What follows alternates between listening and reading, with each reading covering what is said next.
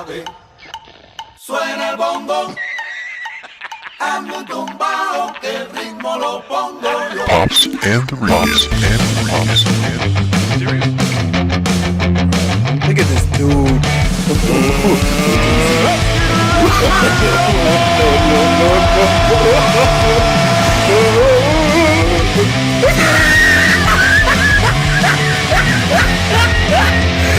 Look at the top of his head.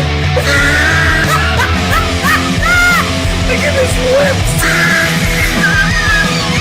Pops and Rican. Well, hey everybody! It's this is the Pops and the Rican show, and I know it's been a day or two since I was here, Right. But I think I'm still Pops. Missed a couple, yeah. And I'm the Rican. And that makes this the Pops and the Rican Boom. show. That's how we roll. That's how it works. So before we get started on the show, because we got some great stuff today, I want to throw out an invitation for all of you to come roll through Gutty's Comedy Club. We've been having some fantastic shows at Gutty's, and if you haven't been to them, too bad.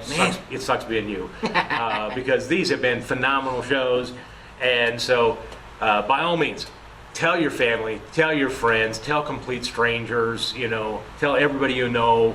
You guys need to come through and enjoy some of the shows, because our guest today is in town because he's here doing a show this weekend at Gutty's, and last night was an amazing show. Purely because people from Kroger showed up. That's the whole staff of Kroger's was here, and that's why it was a good show. And they didn't bring fried chicken though. That would have been better. That could have made it. That was the only way it could have been better. Right. Come on. So, but yeah. So joining us today here on the Pops and the This Rican guy. show is Robert G. Lee. And as some of you remember, we visited with Robert. I don't know, was it a phone call that we had, or was it a Skype? Okay, it must have been a phone call. Yeah. So if you haven't caught that episode, go back and listen to that, because it's a gem. There's all kinds of good stuff that the guru of goodness, I don't know, I'm trying to come up with something. I like that. The guru of goodness. Of goodness. But there was. Matter of fact, we'll pause now while you go look it up.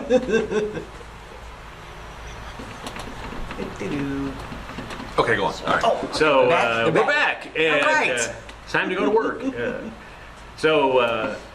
Robert, welcome back Thank you. to the Pops and the Rican show. Yes. Thank you very much. Appreciate it. So, To have you on.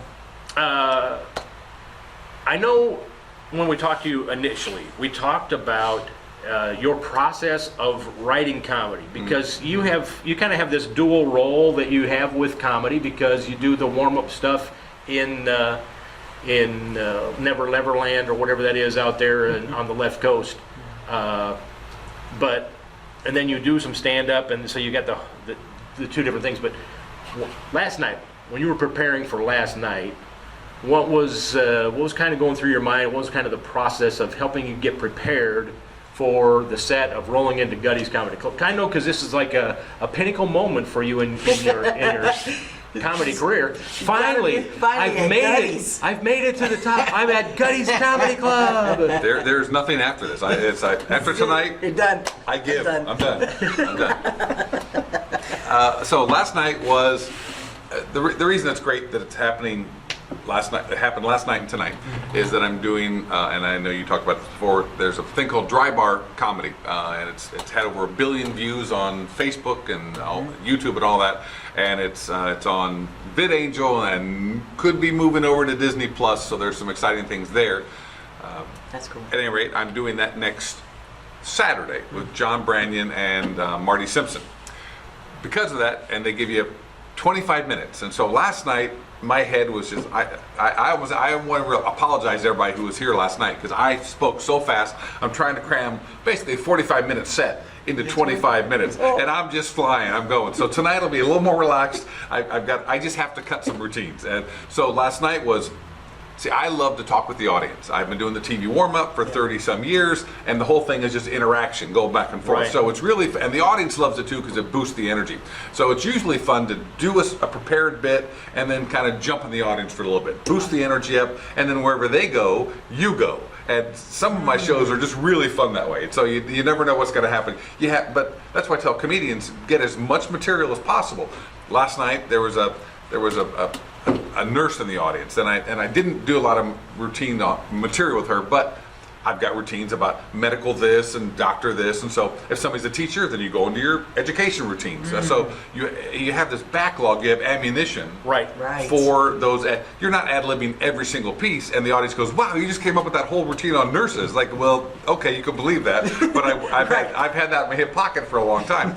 Anyway, last night. That's one of those things when I'm teaching comedy college, I talk about prepared spontaneity. There you go. Yeah. If you're prepared enough and you've thought about it and you've kind of got it tucked away, then in the moment it looks spontaneous and the audience goes, "Wow, he's genius." It's good. Right. It's like magicians don't come out and go, "Hey, I didn't know I had a rabbit over here." You know, it's like they have everything prepared. It's the craft of doing it. That's good. So last night, because I have to do this Drybar Comedy set, I knew the first 25 minutes has got to be just me doing material. And it's not my favorite way to start, but I had to do it. So then when I was done with that 25, then I was like, okay, now we can relax and now I can talk to the audience. And then to me, it was more fun the second half, because the first half, I'm just in my head. Yeah. I'm going, this joke, that transition, okay, that worked. And I hate doing comedy that way. So tonight, hopefully be a little more relaxed. I've only got to worry about it until next Saturday, and then that set is done and it'll be put aside. Yeah. But it's that process of,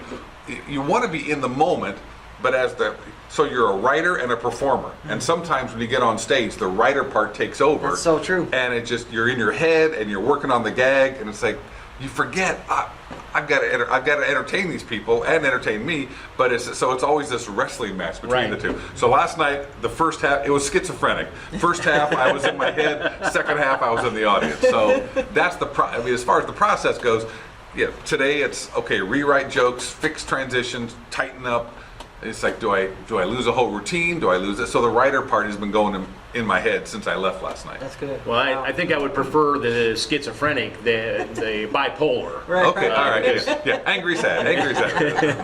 So you mentioned that you are doing the Drybar thing. How did that all come about? Yeah. That you got connected to go out and do a set for them? A lot of people have a lot of different ways to get onto Drybar, and that's always the thing. How do you get on? Used to be, how do you get on Carson? How do you get on Letterman? How do you get here? And it's all just, and comics talk to me all the time. It's like, well, when do you think I'm ready for this? When should I put my name out for cruises? When should I go for that? I go, well, you're asking the wrong question. The question should be, how much material do you have?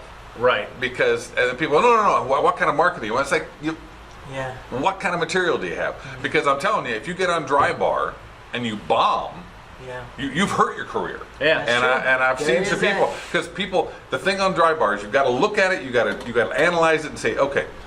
Good example is Taylor Mason, very funny guy, ventriloquist, great guy, but they're able to take different things from his act. One time he's playing music, one time he's with the puppet, one time he's just doing stand-up. So they can pull out different segments and put it on Facebook, so that helps his views. Also, laughs per minute, it's very important. Jeff Allen worked like crazy just to take his act. He's already got a great act, but to tighten it up and get so many laughs per minute, because when you're only watching somebody on Facebook for a minute, you got to have the laughs per minute. And then they click over and they see your special, and that's how you make some back-end money. So, I mean, it's crass, but that's what it is. So some people they're kind of meandering and talking. It's like, you're not going to get a Drybar, you've got a Drybar special, but no one's going to click over to do. So there's that problem. And the other one is, and usually that happens because people don't have the prepared material. They came in, they're young, they're hot. It's like, well, yeah, and they're a good middle act, but they're not ready for a half-hour special. Right. So how do you get it? First step, make sure you got the material. I've got a friend going in a couple of weeks, and I don't know if she's ready, but she got the opportunity. Right. And you just hope that, yes, it's going to be a hot audience. They've always got great crowds. Yeah. So how do you get there? It's, you get a tape. and you get that your best material, and it's not just give me a good 5 minutes. They want to make sure you can do the special. So you really have to submit a 20 to 25 minute Okay. showcase someplace. So here at Gutty's, at the Improv, whatever you can do. Yeah. Now mine was, I tried it last year. I took my comedy special, the last DVD I did, I cut it down, and my agent called and said, look, it's not you. They have enough old white men already. It's like, yes, I understand. So, you know, what do they want? They want to have diversity, which makes sense for anybody who is putting on a Yeah, show. yeah. So it's like, are you young? Are you a woman? Are you of a different ethnicity? yeah. Because old white guys, we've been doing comedy for a while, and there's a lot of us. It's like we've already got our quota for this year. So the way it happened this time was just one of those right time, right moment, right place.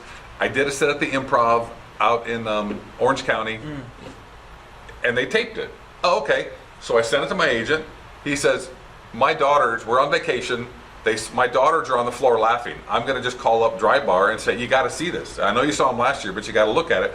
And then in 2 days, they called me and said, okay, you got a special. Nice. So it was just, you can give something that, okay, it's professional looking, Yeah. but there's no energy to it. There Okay. is like my DVD's okay, but it just it wasn't a great crowd that night. And when you make a DVD and you've got the money out, you're going to put out the DVD whether it's a great audience or not. So Exactly. I got to say, I didn't really love. Yeah. I liked the material, but the energy wasn't there. But the Improv set, it was hot. Yeah.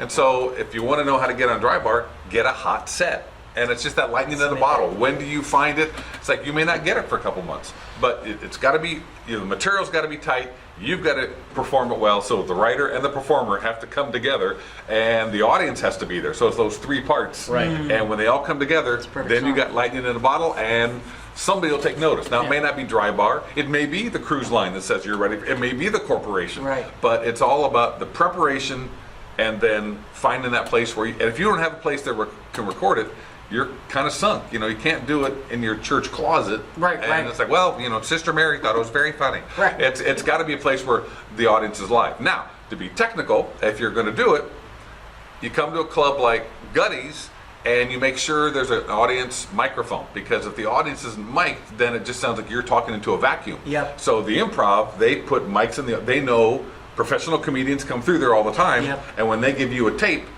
it sounds great. Yeah. Because I've had some of those clubs like, well, it doesn't sound like they were dying, but they're so far from the comedian. Yeah. Let's say I'm up on stage and they're down in the audience, you can't hear them. Yep. So Right. you've got to get that tape that just, what is it like? Nobody has an imagination. There's not a single producer who's going to look at your tape and go, well, I believe the audience is laughing. No, No, they've got to be they able to need to hear know. it. Yeah. It's got to be present. It's got to be right there. So every time I make a CD of mine, I make sure I push the audience right up to that level until the engineer goes, we just can't do it anymore. It's like, come on, I want to sound like you're in the room in the comedy club. Yeah. And that's just, so it's all that combined. Then you go out and present it, and then you get work. I mean, you get work at Gutty's, you get to work at different clubs, and Yeah. people will pay attention to you because you've finally shown what you can do. Right. Now, when you say the material, how much do you think is safe to say, okay, 45 minutes, an hour, if you have a solid hour, then that's safe to say 45 minutes. Because I mean, you're gonna have a few that say, I got a solid gold 30 minutes. Is that enough? No. I didn't think so. Because if you have a solid gold 30 minutes, Yeah. that's your opinion of solid gold. Okay. It's not solid gold. Right. What it means, and there's another thing about how Drybar works their sets. There are certain parameters that are called filters. Okay. That they tell you right off the bat. Some people come in and every other word is, oh my God, oh my God. It's like, well, you can't take the Lord's name in vain on Drybar. It's like they cut that out. You can't insult your wife. You can't. So a lot of people, their whole act. I was watching Huckabee. This comedian, he came up there.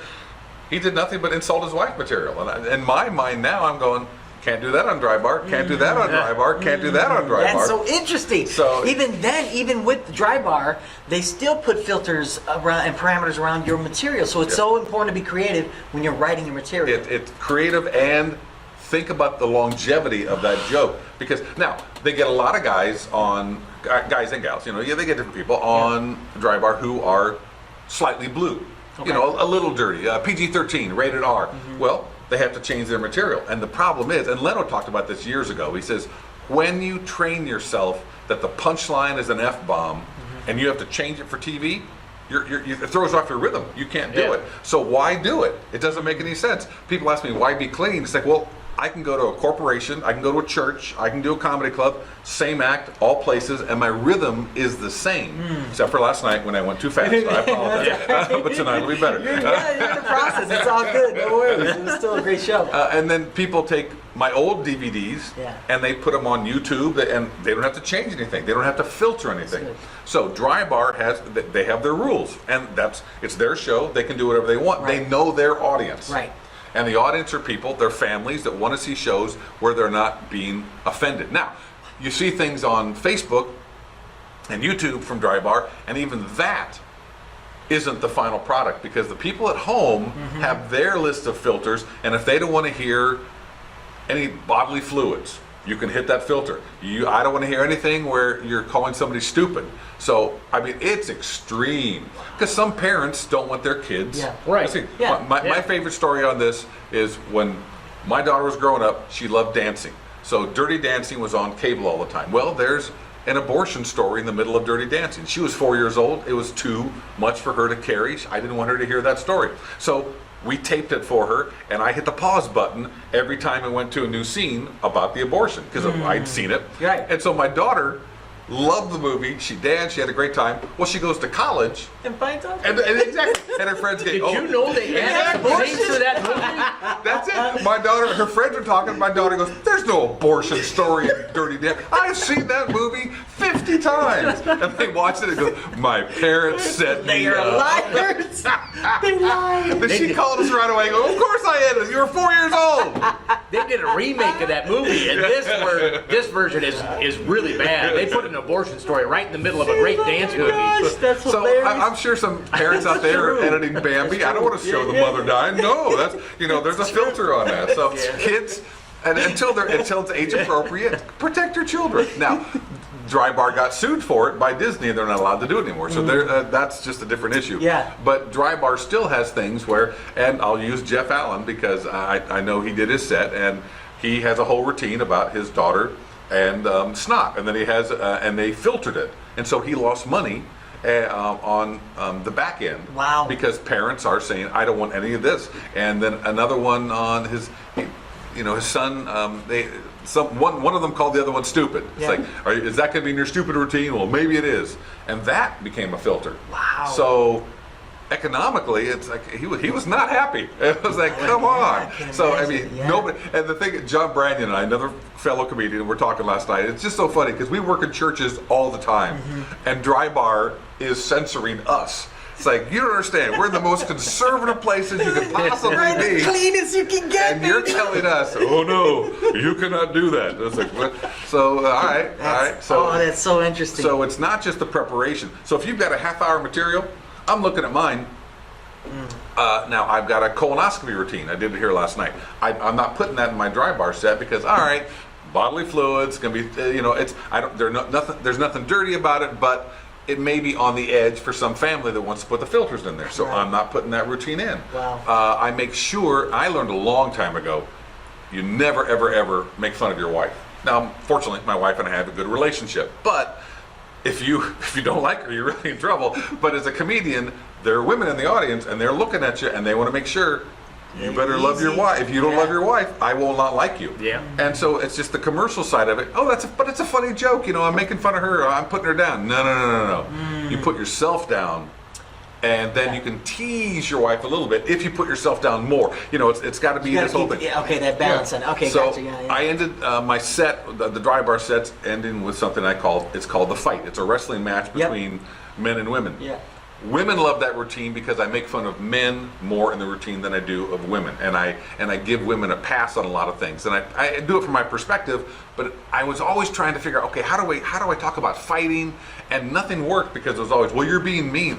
I'm telling the truth, but people are very easily offended. But when I found this fight routine, it's like, okay, that's in a safe arena. I can do it, Right. and it gets a great response. So it's not just having the routine, it's having the right routine for every audience where people's sensibilities aren't offended. And so it's just, when you say you got a half hour, you got 15. You got 15. Maybe. Yeah, maybe. okay. It's interesting when you talk about turning the guns on you, how much an audience loves that more. Oh yeah. Right. Because I grew up with a dad who's legally blind, and so I have some material that I have used for a long time about my dad being legally blind, and it's basically some blind jokes, and my dad was fine with it and everything. But because of the multiple sclerosis and I went blind for a while, I started turning those, when I talk about the fact that I went blind, turning those jokes on me. Yeah. And the audience, it was always kind of a smattering, whether an audience loved it or not, when I was talking about my dad.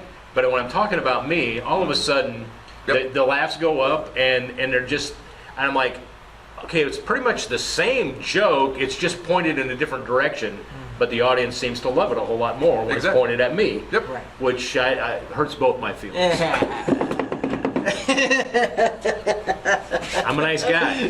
Right. But he has two feelings, and they were both hurt. There you go. So back to so basically get as much as you can written material, good material that you worked out, polished, but you got to at least get an hour or more to at least get ready. If you're going that route, if you want to go through Drybar or any other avenue, you definitely got to have a solid. And think of it as a story. That's the next thing. It's not just stringing gags together. Okay. It's anything you see. If it's over 10 minutes, it's got to.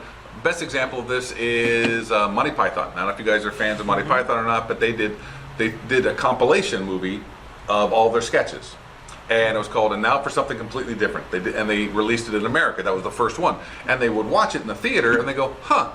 At an hour and 10 minutes, it just dies. And they said, "Okay, it must be that sketch. That sketch isn't funny." So they reordered it. Went back to the theaters. Hour and 10 minutes.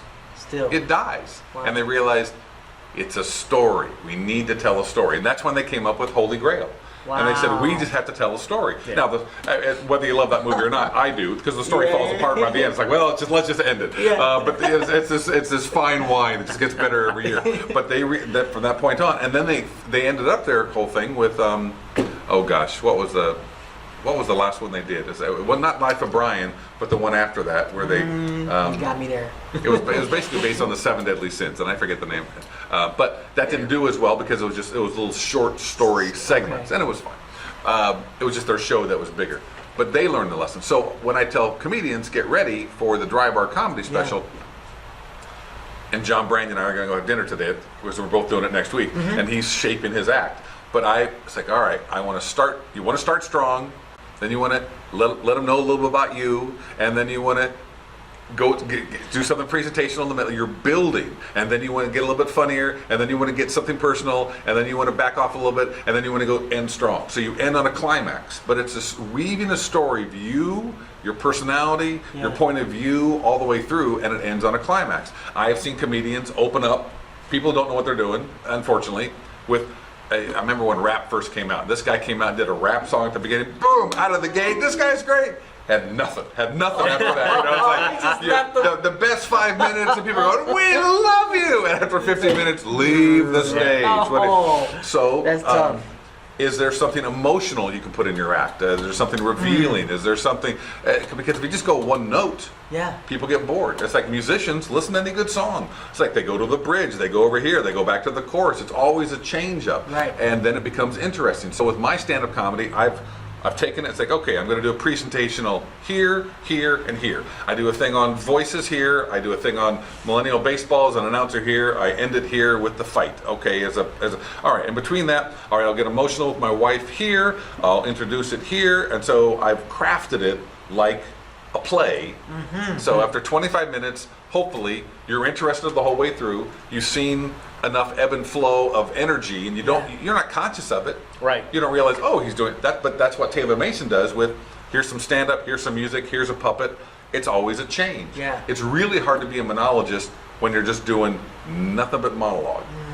So. That's good. And that, I know when, and I've been teaching it this way for quite a while, I always tell comics, I don't care if it's a 5-minute set, if it's a 15-minute set, if it's a headline 45 to 50-minute set, whatever. Always start with your second best joke and close with your best. Yeah. And then in between, let your material kind of ebb and flow with the waves of the ocean, you know, so to speak. Yeah. So that still holds true even with preparation for your dry bar set then? Most certainly. Yeah. Okay. Yeah. That's good. So what's after dry bar for Robert G? Well, it's really what happens after Gutties. That's really Yeah, what it is. that's what I'm talking about. I mean, yeah, dry bars next week, but it's really Gutties, and then life is over. So it is a constant. What's comedy is never boring in that you're always reinventing yourself. And because when I started off 30 years ago, 33 now I think, it was. You know, you made a VHS tape, you had a press packet, and you mailed it off to everybody in the world. You know, it's like I need 50 of these, and I've got to make this, and I'm stuffing newspaper articles. Well, now it's an electronic press kit, and so that's easy. It's great, and now it's DVDs. Well, it used to be. I used to have a part-time job selling my DVDs and CDs in the back table and merch sales, and that's dwindled down to basically nothing. But I get residuals over on Sirius Radio, so. It's reinvent, so now it's social media. What do you do with social media? So when I go home next week, it's all right, how do I increase the web presence? I do a show every single Monday. Oh, you can look at this. It's on Facebook and YouTube. It's called Monday Funnies, Robert G. Lee, and I do a new bit. And sometimes I do things from stage shows and I'll put it on there. That's every Monday, and then the Best of Bob for my 30 years of doing comedy on Thursdays. Well, you know, it's kind of stalled out, so it's like, all right, how do we get a push with Drybar? How do we push that up to the next level? Then with that, then you use that for marketing to get out there and find the corporation that wants this clean comic or that. So there's that. So that's always a never-ending push. Writing material, trying out material, working on new things, because now once you do the one Drybar set, well, get ready for the next one. Maybe in 2 years I'll call you. I've got another Huckabee set coming up around Christmas, it looks like, and so I'm doing some, I've got some old Christmas material. I'll probably do that with a slideshow behind me. But the big thing I'm doing is I'm writing a book. It's kind of interesting in how careers change, things move. It's like, are you doing another movie? Well, no, faith-based films. There's just no money in it right now, so my friend says you ride the horse that's running, and what's running is stand-up comedy. Great, I'll do that. So animation's dried up, movies have dried up. Okay, I will do what the world will pay me to do, which is stand-up. But I have this love of the church, and I've come from a faith-based background, and that's my belief. So I'm writing a book that, to me, it's the smart aleck in the back of the class. I'm trying to reconcile science and faith. So it's called What's the Big Idea? And it's a comedian explains God, the universe, and other minor stuff. Oh, that's good. I've read stacks of books on physics, and oh my gosh, they're interesting and boring at the same time because they geek out so much. So I'm gleaning all the information, and what I'm basically saying is, science and faith both look at the very same event, which is the Big Bang in our universe. But science is really good about showing their work, but hates the conclusion. They refuse to believe that something actually made it. Whereas religion hates to show their work. They just go, no, 6 days, that's all I want to hear about. But look who did it. And so they're both looking at the same event, and they're coming from different perspectives. So I'm trying to marry the two, saying, look, you both have to acknowledge who did it, and now let's back off and say, you understand them, and you understand them. So it's just been a blast. I'm just about done with it. But that's my big project. So that's going to carry me through the end of the year, and then it's like everything else. Now edit it, fix it, get it to a publisher, try and publish it. I always tell people I'm really good at making the material. I'm lousy at distribution. I hate distribution. So that's why it's the social media and get it out on DVD and sell it in Target. But that's what I'll have to do with the book is find that next distribution channel for that. And there's all the rules on how you do that. But those are the big things I'm working on now. So be watching for the next episode where Robert G. Lee visits the Pops and Rican show to talk about his new book. His new book. Okay. Yeah, he'll be book back. signing, That's what I'm saying. He'll be back. Let me push it a little bit. So I know there are a number of comics that you know I'm friends with that are having shows with on the Huckabee show and that. But I'm going to be honest, because I'm too old to remember any lies. What's that show like in terms of, I mean, how much time does a comic have, and then how much of that is talk show stuff? Because I've not really watched anything of it or been to any of his stuff. They model it after a regular talk show, and so it's you usually do your set over in the spotlight, and then you go over for some couch time. And now some people, I know Paul Aldrich, he was doing music, and so he went onto the couch directly, and then had the thing with Governor Huckabee, and they went back and forth. But that's the normal event. You got your spot. You go to the couch. Yeah. So it's about split 6 minutes over here, 6 minutes over there, something like that. So it's just a normal thing. Yeah. Is it true that he insists on touching your knee while you talk, though? I'm just making this up. I don't know. People making it up as I go along. Stop. He did not touch my knee. I did get a nice massage out of it. Well, that's I was a little tight right around there. And so he was very good. Very good. So, I was going to ask you something else, and then I we'll go over Steve. and then I made that joke about Huckabee, which is a sure way to never get invited on. Don't ever. I will never, unless the next time you're on, you like drop my name and stuff. So I don't know. So Steve, you got to come up with a question while I'm trying to think of what it was that I was trying to think of, because I can't. So the shirt. Obviously, I love it, not man. ashamed of my sexuality. There's a place in Hawaii called Jams, and they have these big, colorful Hawaiian shirts. And so every year, we don't go to Hawaii every year, but every year on my anniversary, our anniversary, I usually get at least one new Jam. So I've got a closet full of. Yeah, I like color. It's awesome. Love it. I know. I wore all black last night, and I freaked you out a little bit. It's like, but tonight I'll have a little. But I won't be wearing We're this. rocking that? Okay, all right, it's all good. This was just for the podcast. He came to show off. That's what we're saying, people. That's awesome, man. It's a little much for Indiana. I understand that. Where are you from? From Indy? Born in Newcastle, Indiana, and then my parents moved to Indianapolis when I was 5, and so it's been, that's north side of Indianapolis the whole time. So it's a bit of a drive here. It is, but it's still, all my friends from high school go, it's in Greenwood. I can't drive all, it's like, really? Southside? I'm coming from Los Angeles. You can't drive 30 minutes, really? Right, exactly. Well, it's funny because my brother-in-law and sister-in-law live on the north edge of Noblesville. Okay. And so every Christmas, we have Christmas Eve in our house, they have Christmas Day at their house, and every time they drive down to our house, they get there and like, man, we're almost in Kentucky.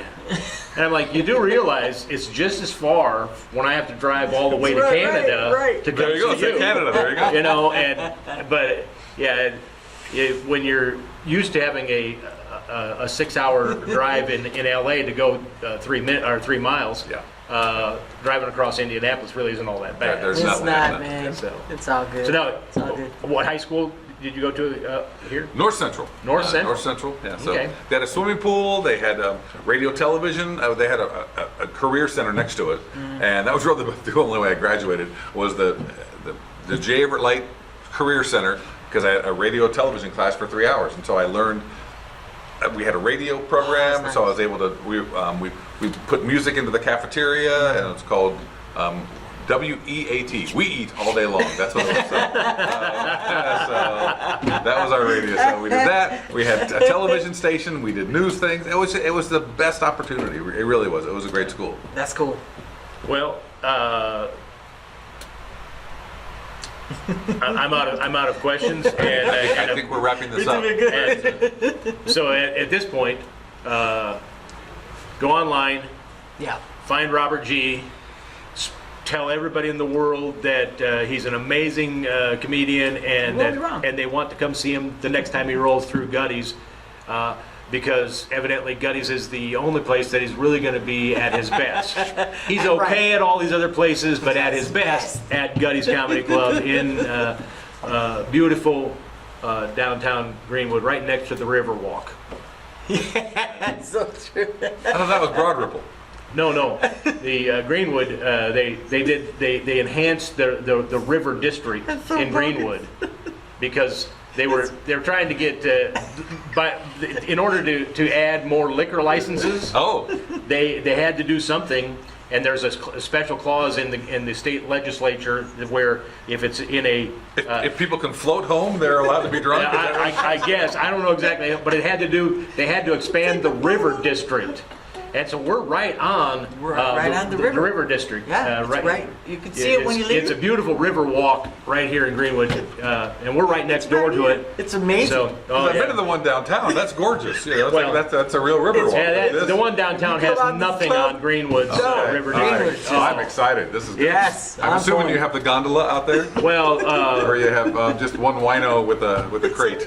Well, wino with a crate would be an improvement, I think, on the gondola scene here in Greenwood. But it's a beautiful river walk. That's all I'm saying. And so, anyway, so come to the river walk and see Robert G. Lee next time he's in town. Yes. That's all I'm saying. Yes. And I guess that's about a wrap for us then. And so at the end of the show, I will say I'm Pops, And I'm the Rican. and this has been the Pops and the Rican Show. Deuces! That is the thing!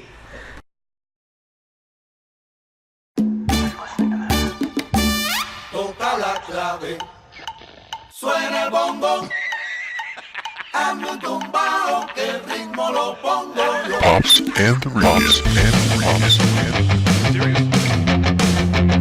Look at this dude.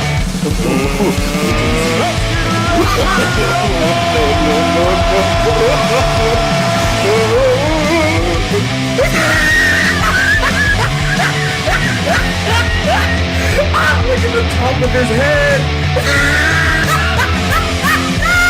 Look at his lips.